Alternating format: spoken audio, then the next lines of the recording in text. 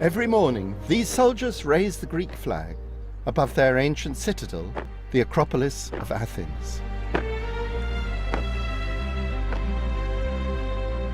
It harks back 2,500 years to a time when Athens gave birth to the idea of a city run by free citizens.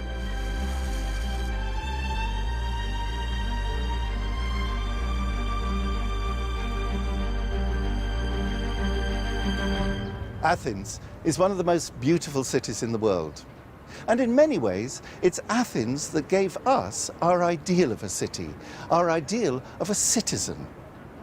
We live in a modern world full of great cities. Modern Athens is far larger than Athens was in antiquity.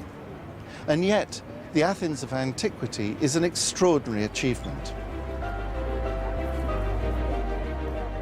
It wasn't a place where inhabitants were clustered around the palace of a king, but a seat of open government. Every aspect of daily life, from defense to waste disposal, was run by its citizens. Ultimately, this system would define a way of life.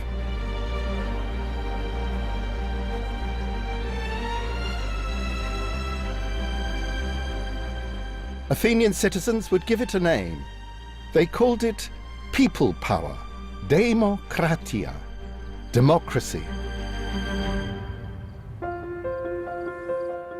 This is the story of how the Greeks transformed the idea of the city into a model which lives on to this day. The colonists arrived here, and so this is it, and then we'll build everything around it. The grid is coming into view. How they created an urban way of life. I love the fact that you know the names of the stonemasons, like the guys who carved the fluting. The first constitution that laid down the rights of its citizens and built a city that was the envy of the world.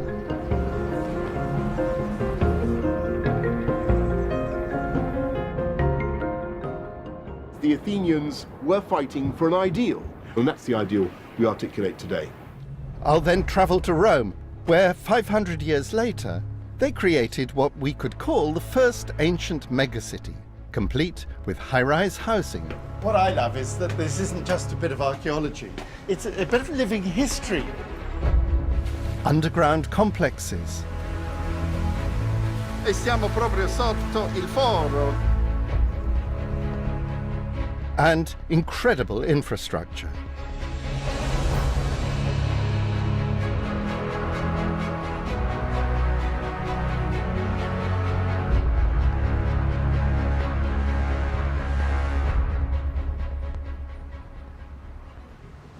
There's a famous passage in a guidebook written in the 2nd century AD by a Greek called Pausanias, and it's a guidebook to all of Greece. And he comes across a little place in Boeotia called Panopes. And he says, the city, the polis of Panopes. And then he pauses and says, if you can really call this place a polis.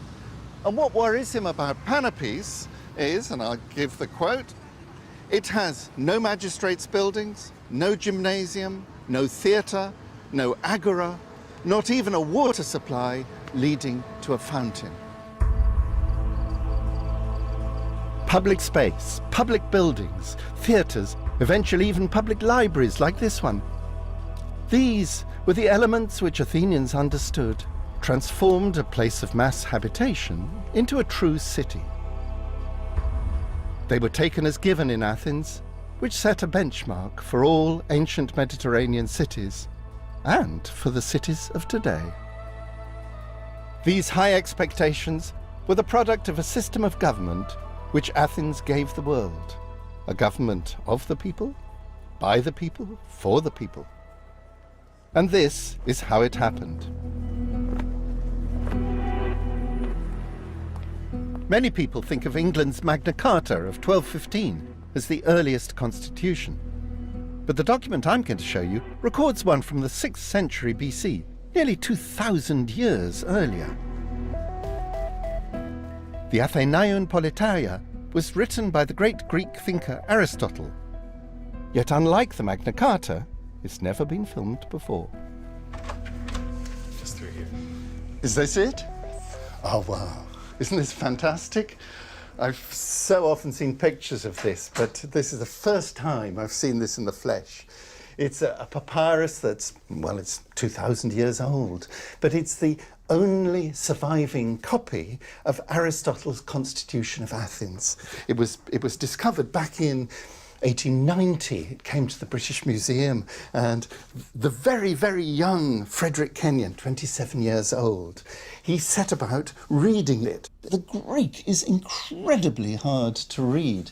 This is just a bit of it. This is half the papyrus. The full thing would go down to here. It's 7 foot in all, and there were 4 of those scrolls. And this initial bit is where he tells the first chapter, which is about the reform of Solon. Here, for instance, there's Solon himself, Solon. Athenians regarded Solon as the founder of their democracy. They appointed him their lawgiver, and he was invited to draw up a new legal code to rescue Athens from bitter internal conflict between rich and poor. This document was at least as important to the ancient Athenians as the Magna Carta is for us. Yet his constitution was far more advanced.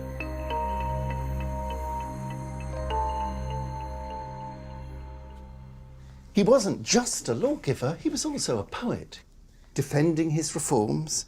And here he is saying that I freed the land, the black earth, the greatest of the gods, he calls it, extraordinary expression. The greatest of the gods used to be enslaved.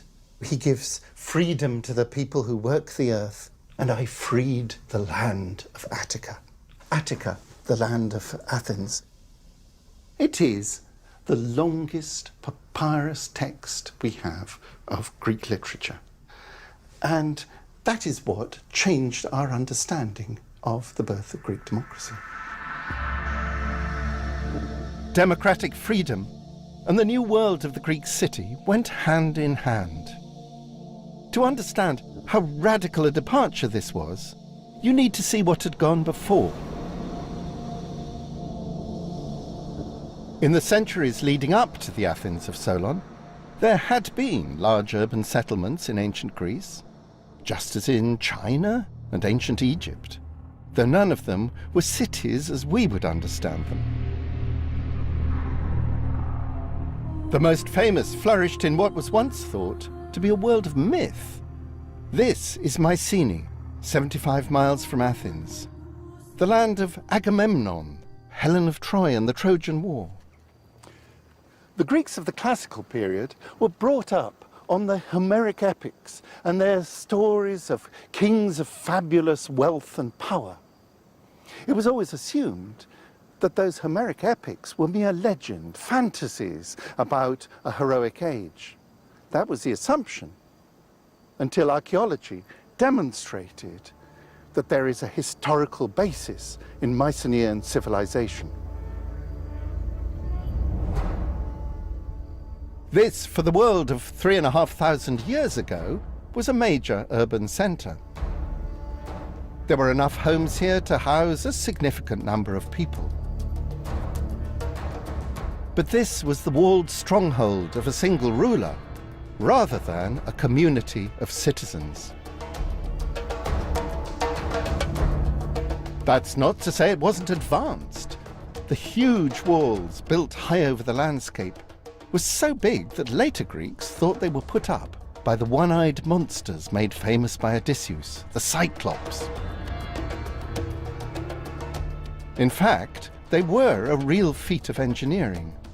The highlight was the oldest domed roof in the ancient world.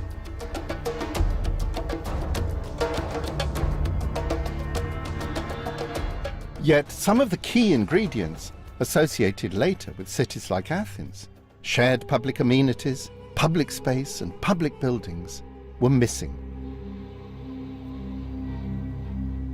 Ultimately, This was a large settlement with streets and homes crammed around the great hall or megaron of a king.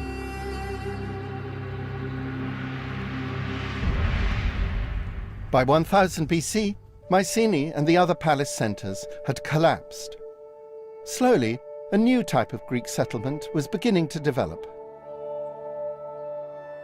In the course of the 9th and 8th centuries BC, Greeks began to experiment with communities run by the citizens themselves. This model became known as the polis. Greek settlers took the polis way beyond the borders of their homeland. Because when they built their colonies, they were starting from scratch, they could afford to be even bolder in their thinking. It became a spectacular experiment in city building.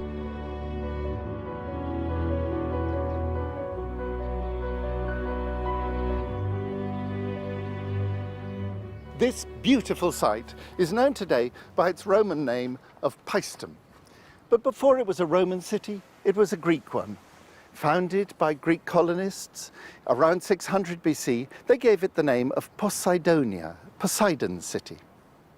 Now, it may seem a bit weird to look for a Greek city in Italy, but the south of Italy and Sicily are full of new cities founded by the Greeks in that period in the 7th, 6th century BC, when they were experimenting with new ideas of what a city-state, a polis, might be. And it's maybe in this site, better than anywhere else, that you can see the elements that go to make up a polis.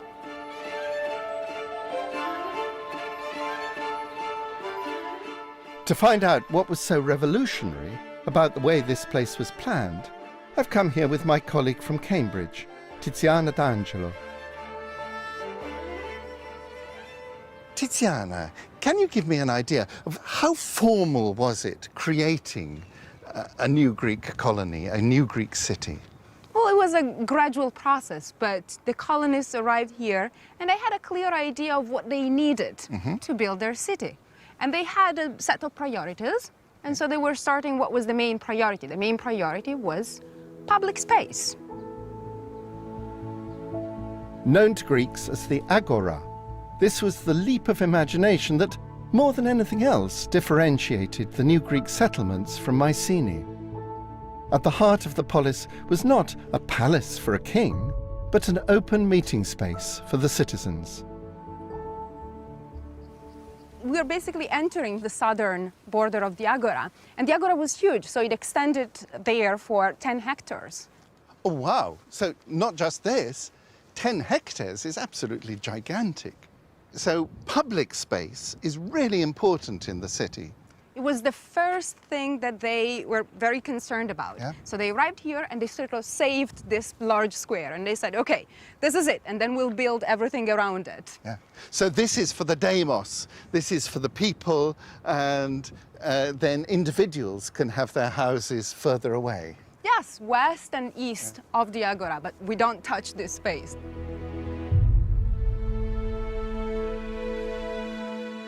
In total, the public space here, including the sanctuaries, was the equivalent of nearly 8 football pitches. That's a quarter of the town's surface area.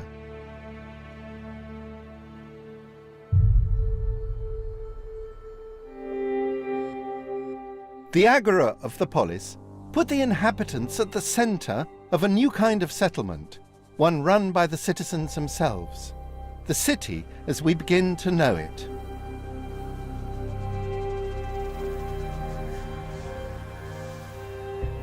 It was here that the citizens, the politai, met to exchange goods and ideas, to buy and sell, also just to talk to each other. Agora comes from the Greek word for to talk, agoriouo. The idea of public space as a place to talk may seem innocuous, but out of talk came political discussion, and out of political discussion came politics. The agora, and the approach to politics that came with it, became as popular on the Hellenic mainland as it did in colonies like Poseidonia or Paestum. In 900 BC, there hadn't been a single polis in Greece. By 600 BC, there were hundreds. At the time when Paestum was established, Athens was just another polis in central Greece. But it was developing fast. Above all, its agora began to evolve, not just in size, but also in role. Just after 600 BC, politics in the agora was revolutionized. The agent of change was the reform of government by Solon, described by Aristotle. What you saw in the British Library is only a section of the Politeia. An entire scroll, like this copy I put together, was even longer. Laid end to end, the complete text is a staggering 5.7 meters, nearly 20 feet long. It tells us in detail not only about Solon's reforms, but also what life was like in Athens before he arrived.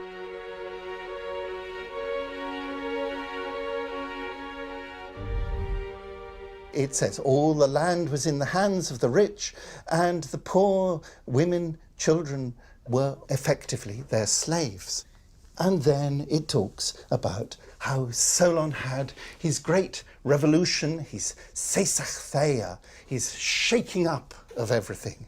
And here we have Solon talking about how he gives freedom to the people of Attica. He liberates them from shameful slavery, doulein aekia, and makes them free citizens.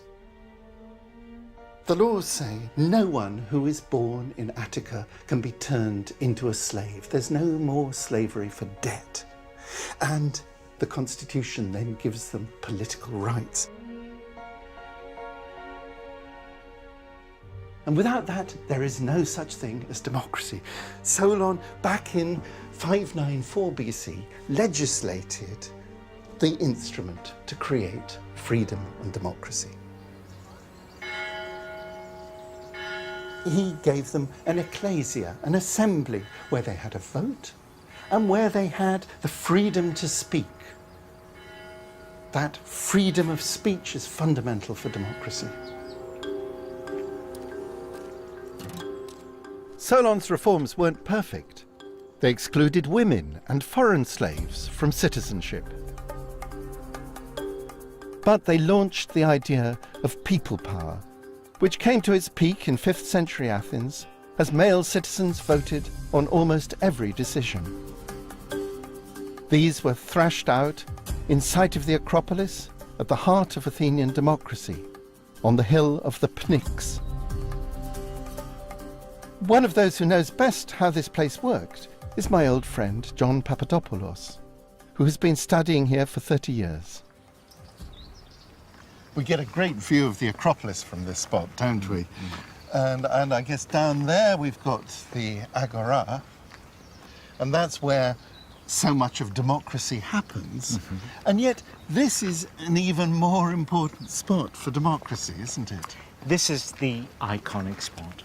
This is where the assembly of male citizens that constitute the Athenian democracy, this is where they met, this is where they made all of their decisions. And it's just here that we have the orator's platform. And this is very important. This is where the orator stood. And in order to make your voice heard, you had to shout above a quorum of a minimum of 6,000 citizens. 6,000 is an enormous number. You're filling this entire space, aren't you? And they sent people down into the Agora with ropes, literally to rope them in. They had red paint on the ropes so you could see who was, loitering around. You fill the place till it's full. By definition, you've got a lot of poor people there. You couldn't ignore the will of the poorest people in the society. And that is, of course, one major reason why the democracy expanded. And over time, it didn't just expand in Athens, but across the world. Do you think The numbers we have in Barnet and Camden are adequate. You've got more police Straightforward on the streets. question. Answer the question. Yes. Answer the question. Ask Yes. a sensible Right, question, okay. Dumbo. Yes. Here we go again. Yes. Order. Here we go again. Democracy is alive and well in modern cities today. And one place that's proud to have inherited the mantle is London. Its revenue Yes or costs no? Did you within the say next it was gonna be 6 free? years. I urge you to get up on the cable car and I've been if on the cable possible, car, stay Mr. there. Mayor, but I. It's a system where politicians have to take the rough with the smooth. Ancient Athens' greatest champion in this capital, Boris Johnson, is no exception. But the Athenians would have considered this version of democracy tame by comparison. The citizens delegated little to their politicians and had the right to do more than just vote them from power.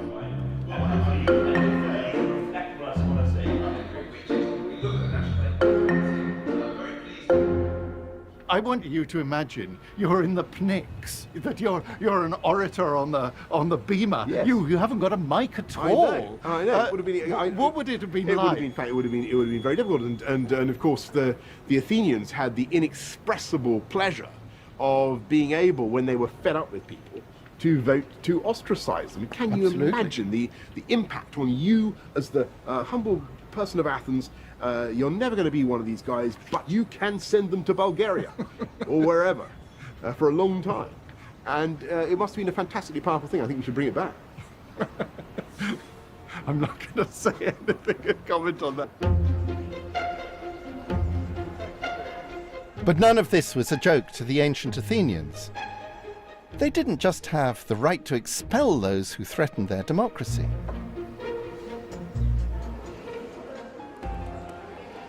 So, what's going on here? We've got a stele, a long piece of marble with a long inscription down the bottom, and then an image up above of a woman crowning a seated man. Well, it's a celebration of democracy. What we see here is a woman who was the personification of democracy, crowning a seated gentleman who is a representation of the demos, of the people. So we have the story both in image and in word. The long inscription says that anyone who attempts to overthrow the democracy, anybody who wants may murder them. They may kill them with impunity and there will be no prosecution. Athens guarded its democratic status with pride. Even in today's Athens, you can still find clues to how the visionary government created by ancient Athenians took the lead over its rivals. Kalimera. How are you? Good morning. Good morning, good morning. Good morning. Do you have ancient coins? Archaea numismata? Yes, we have, yeah. Oh, Coins. terrific. Coins, Oh, brilliant, brilliant. And here, how much? €2. €2. Yes. Thank You've made me a happy man. I have to say, I really am pleased to have my own Athenian owl here. €2 is a small price to pay for this beauty. Of course, it's not an original Athenian owl, it's just a modern copy. But symbolically, this is what the wealth of Athens was all about. They made these coins, which they always stamped with the owl of Athena, the goddess of wisdom, with the silver from the mines at Laurion. And it's the lucky strike of one particular year, 493 BC, when the state makes a profit of 100 talents. What to do with this? Their first idea, split it up between the citizens of Athens. It would have worked out at 10 drachma a head. And the great politician Themistocles says, no, no, no, invest, invest, invest. With those 100 talents, we can build 100 ships. Themistocles was a statesman of Churchillian importance in democratic Athens. He realized he had to persuade his citizens of the need to build up the navy to defend both the Athenian democracy and its strategic interests. Like Churchill, Themistocles was a great orator, It was no small feat to get the Athenian voters to forego a cash handout and invest instead in naval power. Control of the sea and the trade brought with it would stimulate the growth of the most populated city in the Mediterranean. This is a replica trireme, or Athenian battleship. Its design is based on original stone carvings. It's 35 meters long, with 3 banks of oars. This was the pinnacle of naval technology in its day. With 170 oarsmen, a ship like this needed to outmaneuver the enemy. It required a high degree of training and skill to achieve the synchronization of all the rowers. They could complete a full turn of the boat in fewer than 70 meters. That's only 2 ship lengths. Its battering ram was its lethal weapon. As the ship's current honorary commander, Captain Panos of the modern Greek Navy, explains. They used all the oarsmen during the battles in order to give strength when the ram was hitting the other vessels. So the ram is a really important part of the ship. This is the true weapon of the ship, isn't it? Correct. And what you want to do is get up the maximum speed so that that bronze ram goes right into the side. Correct. The oarsmen, they were free men, something that a lot of people don't know.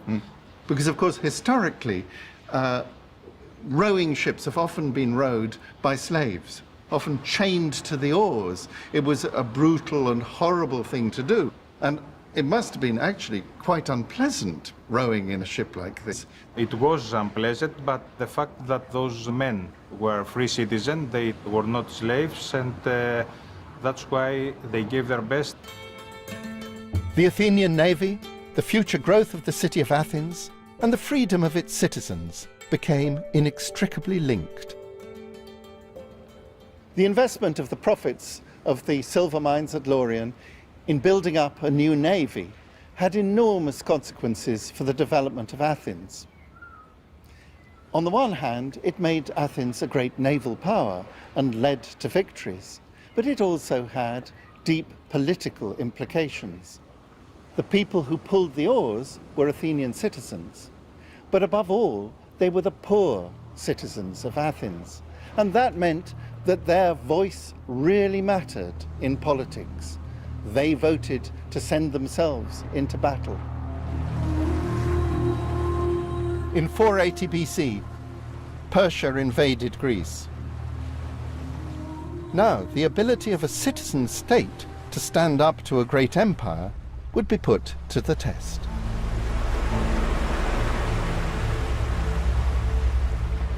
Their Athenian leader decided to take a huge risk. An oracle had told the Athenians to trust in their wooden walls.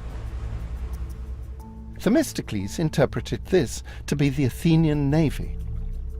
Instead of defending the city with soldiers, he would instead abandon Athens and withdraw his troops to ships moored off Salamis.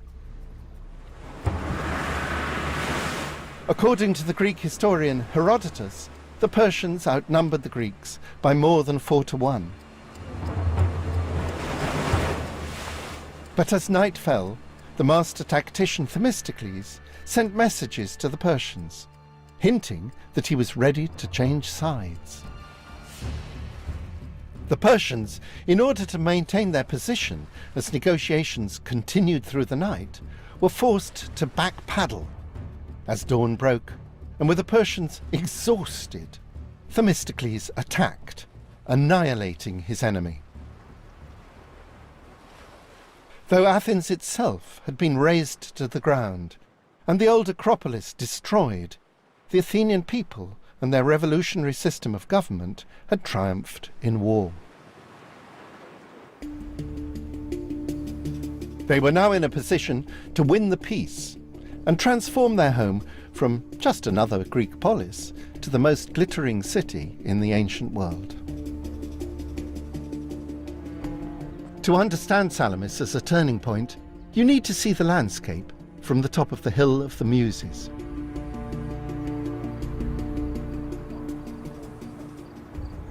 So, we're looking out here on the heart of Athenian naval power, aren't we? Oh, this is the most magic spot for Athenian history and topography.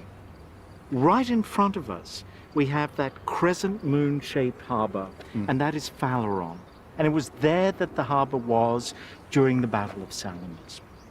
But because Phaleron was too open and too exposed, at or shortly after 480, under the inspired leadership of Themistocles, in order to protect the harbour, decided to move the main harbour from Phaleron to the three different harbours of Piraeus.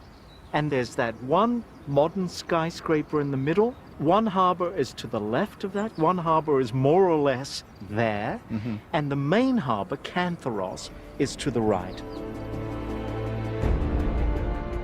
The wooden walls of Athens, its legendary fleet, were now reinforced by these famous long walls, formidable fortifications of stone, 20 meters high and 6 kilometers in length. They effectively enclosed the route from Athens to Phaleron and the Piraeus, protecting the link to the sea and the future greatness of democratic Athens as a maritime power. They transformed Athens into a city of unprecedented size, integrated with a system of ports that made it the trading hub of the Aegean.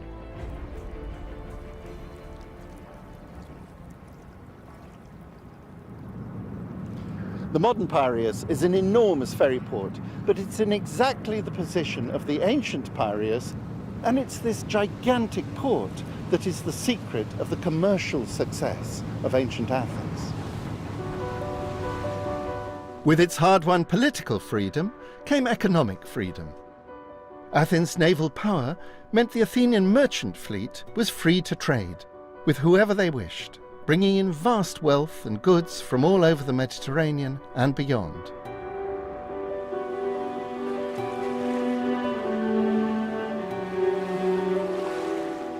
Parts of the ancient sea fortifications of Athens survive today.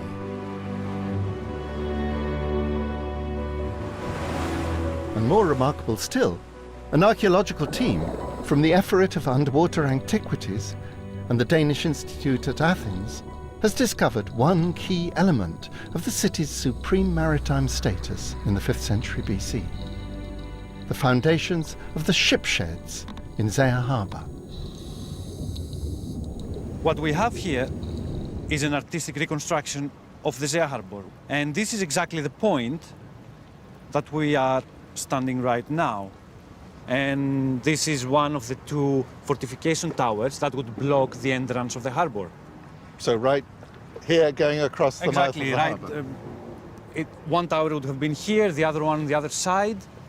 And by using a chain, they would block the entrance. Because they wouldn't like anybody coming in and having access in their triremes. This harbor complex would have been almost 110,000 square feet. You would have space for 196 shipsheds. Themistocles didn't just inspire a great navy, he also persuaded the citizens to begin a public infrastructure project which was without parallel in the ancient world. When Themistocles developed this area and created his new system of ports, he built a great wall around it, linked it up to the Acropolis. You can see the trace of the long walls, which are followed by modern streets. But he also created a residential quarter. And he brought in a famous architect, a certain Hippodamus of Miletus, to lay out this new residential quarter for him. Hippodamus was famous for his radical ideas about how people should live in his new cities.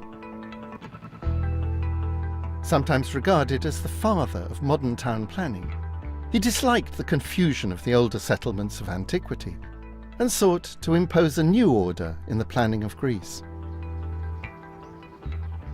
His was a utopian vision, and a democratic one. In modern Athens, it's hard to get a feel of what Hippodamus' city would have looked like. However, there is one place you can really get the idea.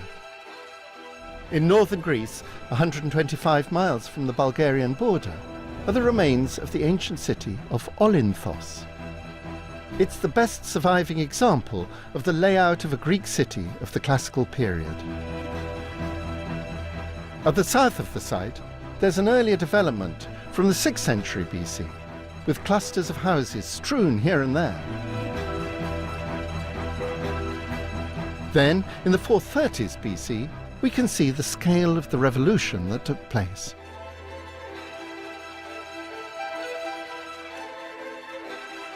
The new settlement is laid out with pinpoint mathematical precision. Long straight streets dividing equally sized blocks. In each are 10 houses, all of them of the same dimensions. The clear boundaries of the grid helped avoid disputes between neighbours, because this was a society where the law reigned supreme, and the equal-sized houses symbolised the equality between citizens.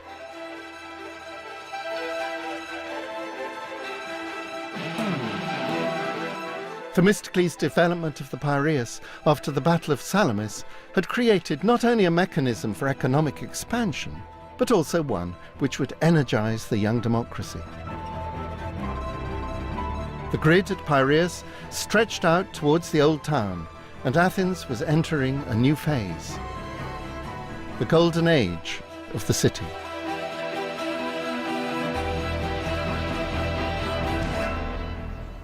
The key to success was an alliance of cities, each of them unique and diverse, with Athens at the helm. Athens' victory over the Persians led to an explosion of growth. The Persians may have been defeated, but they were still a real menace to the Greeks. And what Athens does is to form an alliance of all the cities threatened by the Persians. A couple of hundred cities sign up to a great naval alliance. The Athenians led the alliance, but they also set it up in a way that proved very advantageous to themselves. They said to their allies, well, either you provide ships to add to our navy, or you give us cash. And progressively, as the cash came in, the navy got bigger and stronger, and it became harder and harder for the other allies to do anything but pay tribute to Athens. By 460, the Persians had been driven right out of the Aegean. There wasn't a single Greek city left threatened by the Persians. And at that point, it becomes slightly less important for the Athenians to put their navy out, and they find other ways of spending their money. The city of Athens flourishes on its naval victory and naval power. Almost immediately, they start building, and the Acropolis is built on the profits coming in from this great naval alliance.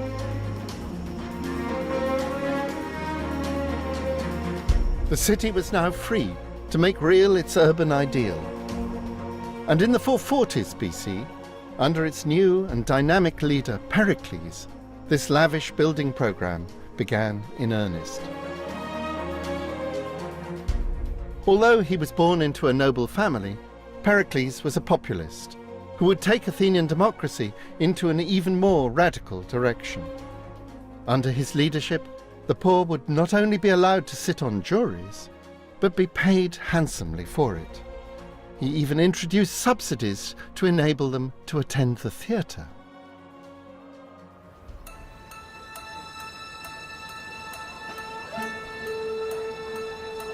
The monuments on the Acropolis were designed to make ordinary Athenians feel proud of the achievements of their grassroots democracy.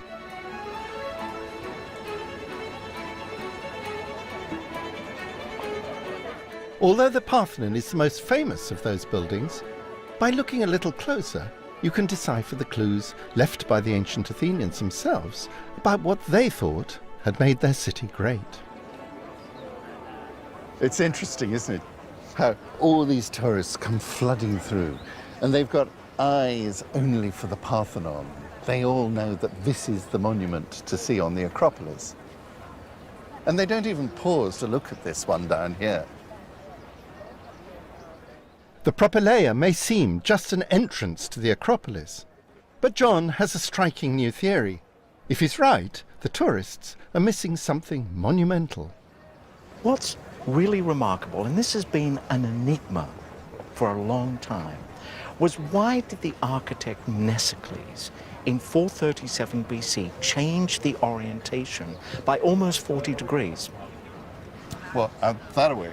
Out there. It used to point out towards the Hill of the Muses and towards Phaleron, Yeah. whereas now he changed it. And nobody could quite figure out what that was all about. It's so elegantly simple, and it typifies what the Athenians were all about. Upon exiting the Acropolis, upon exiting the Propylaea, Salamis is in your face. Mnesicles captured for eternity the watershed event that defined Athens. Elsewhere on the Acropolis, there are the signs of the human story behind these monuments. They reveal the spirit of openness, which would make Athens the centre of the Mediterranean world.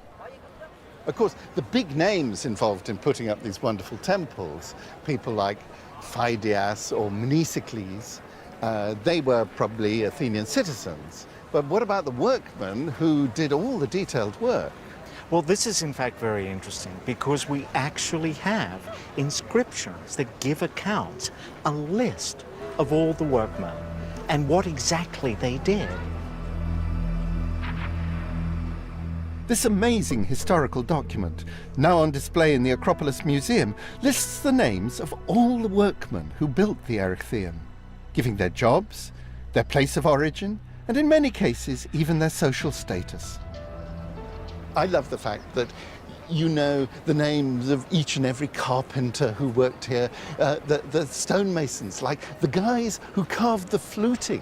It's quite specific, not who made the columns, but who did the little channels down. And there's this guy called Simmias, who has a group of 4 slaves, and they were working explicitly on the 4th column, which must be 1, 2, 3, 4. That's Simmias at work. Brilliant fluting.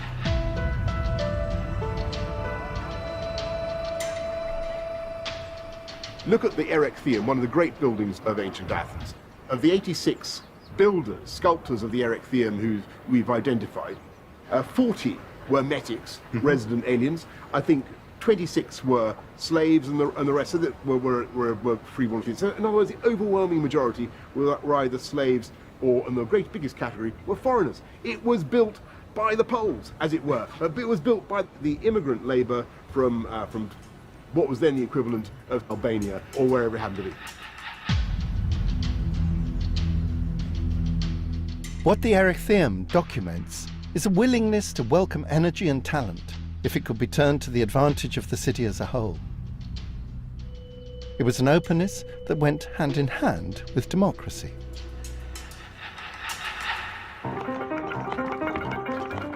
As the prosperity of the Piraeus, with its metic traders, grew, so the road system was transformed to accommodate the rising number of goods needed to supply the increasing population. It's no accident that the modern railway link from the old Agora to Piraeus today traces the road linking Athens to the port in ancient times. The technology has changed, but the infrastructure blueprint laid down by 5th century Athenians remains the same. The new transport links meant that then as now, Athenians could buy from an international shopping list in the Agora. An open city meant global trade, as Pericles boasted in the 5th century BC. Because of the importance of our city, the products of the whole world flow in here, and it is our good fortune to enjoy with the same familiar pleasure both our home-produced goods and those of other people. But we know from contemporary descriptions just how rich the Agora was and just what a wide range of goods you could buy there. There's a lovely passage here that I'm going to quote you from a comic poet. And he says you can buy pretty well anything in Athens. It comes from all over the world. Then Syracuse gives us cheese and well-fed pigs.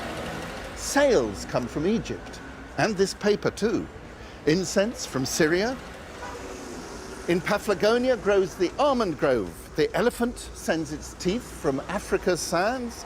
Phoenicia sends us dates across the billows. And Carthage, carpets rich and well-stuffed pillows. With so much trade going on in and around the city, the Athenian government imposed a strict system of weights and measures to ensure that no one got cheated buying the city's produce. In a democracy, the rule of law mattered, and public officials were appointed to ensure that all aspects of daily life were managed freely, fairly, and cleanly. So this grain, John, is this an original feature? Oh, very much so. This is actually one of the most important parts of the Agora. This is the Great Drain. In order for the Agora to become an Agora, you had to have water management. Fountains brought drinking water into Athens. The Great Drain channeled the excess out, preventing flooding and removing waste. So the Athenians really cared about keeping their city clean. And it's not just having drains, but of course they have a board of officials who are responsible for it. Oh, yes, indeed, the so-called astynomoi. And these were the people responsible for keeping the city clean. And asti, the first part of the word, is the word for the city, nomoi being rules, laws, etc. So these were the people who kept the drains flowing, who kept the city clean, and they were also responsible for the koprophoroi. The koprophoroi would mean literally shit carriers. Exactly. And there are very clear prescribed rules and regulations as to where and how far from the city walls you could take the human waste. It's all part and parcel of managing this great city. That's wonderful. The city of hygiene. The city of hygiene.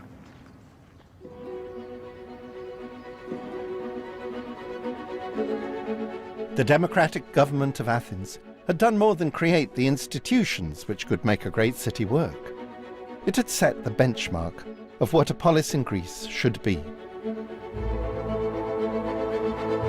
And that standard had been set by public demand, the power of the people, democracy. It was a standard not just for ancient Athens, but for the cities of the future.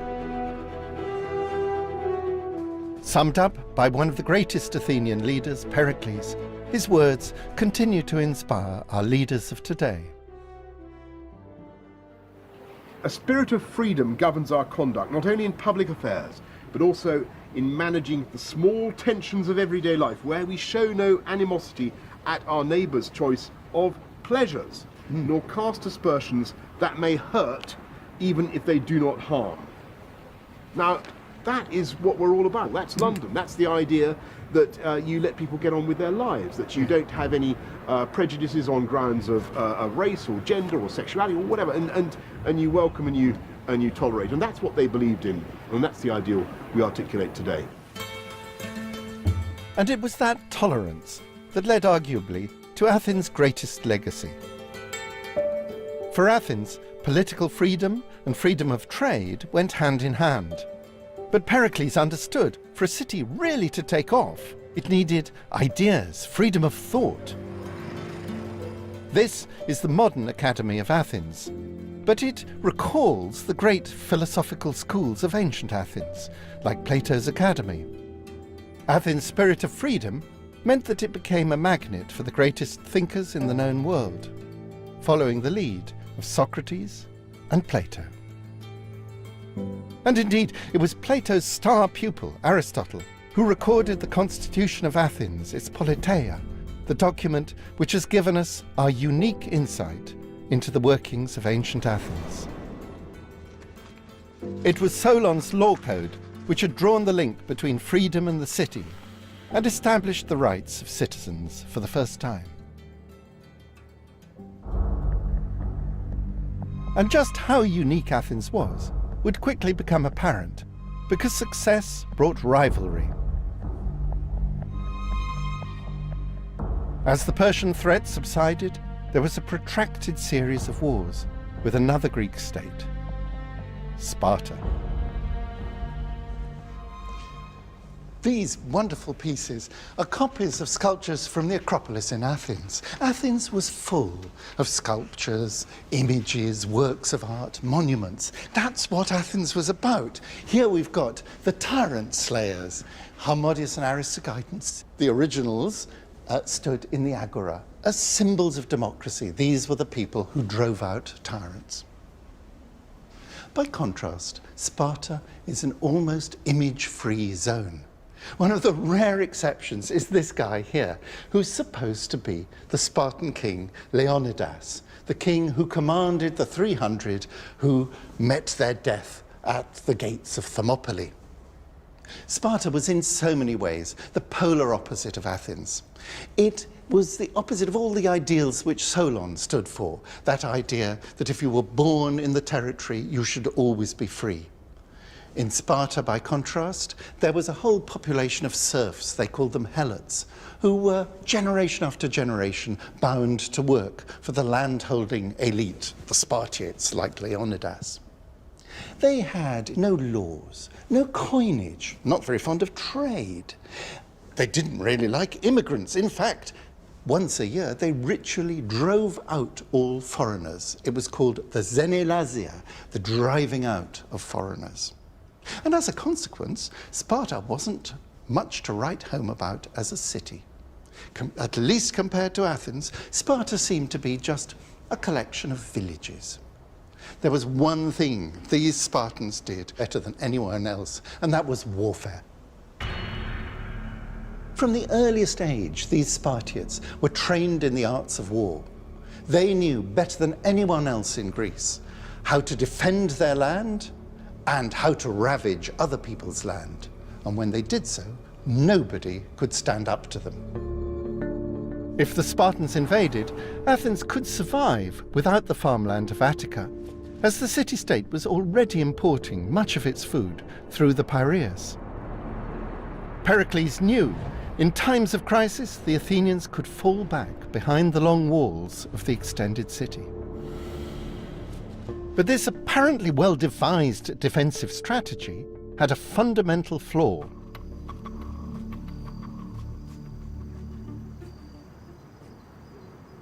The Kerameikos here is the biggest graveyard of ancient Athens.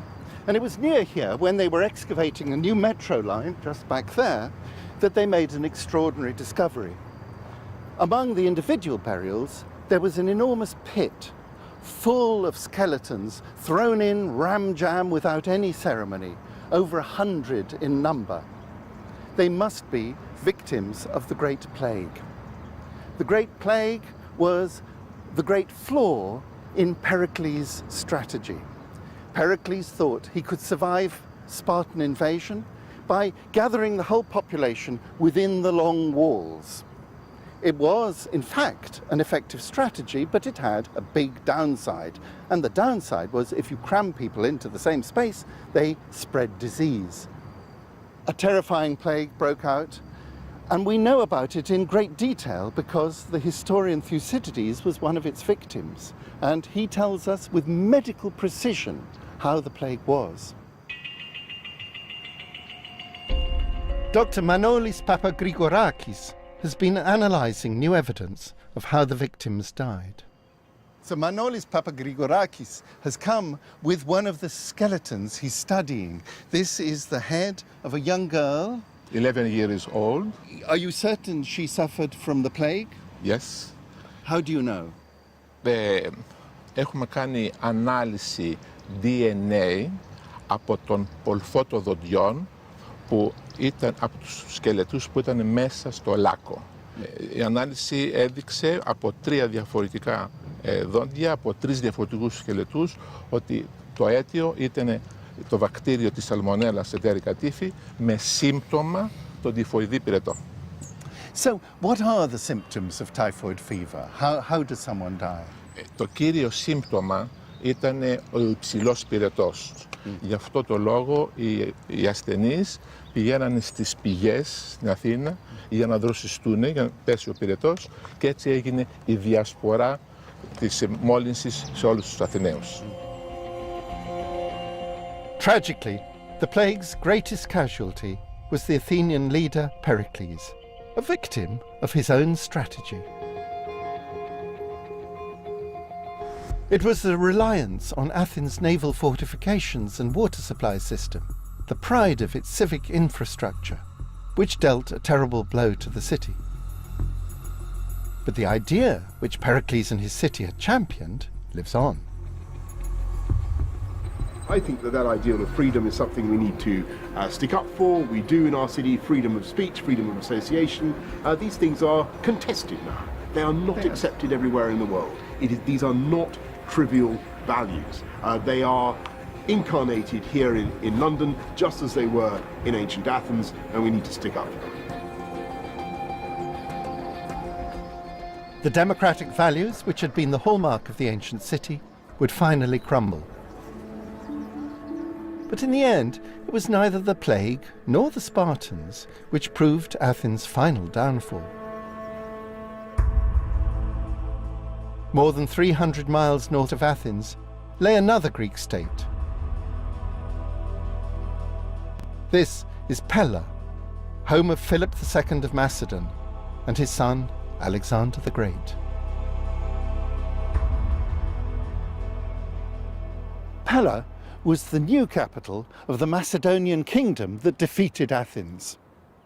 The defeat by Sparta knocked Athens back but did not bring her down. Her empire briefly revived.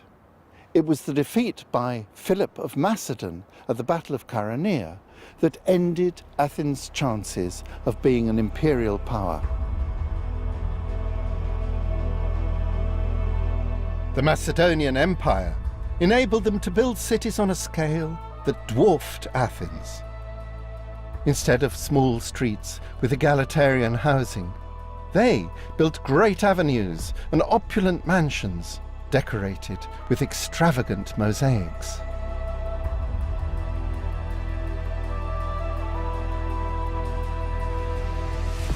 But in terms of making cities work, they followed the Athenian example of public space, public water supply, and public buildings. Across the Mediterranean, another city-state looked on admiringly. While the Athenians had set a new standard of urban living, it would take a much greater empire to create the world's first megacity by ancient standards. And that empire would be launched from a polis not in Greece, but in Italy. Its name in Greek spelt strength, Rome, Rome.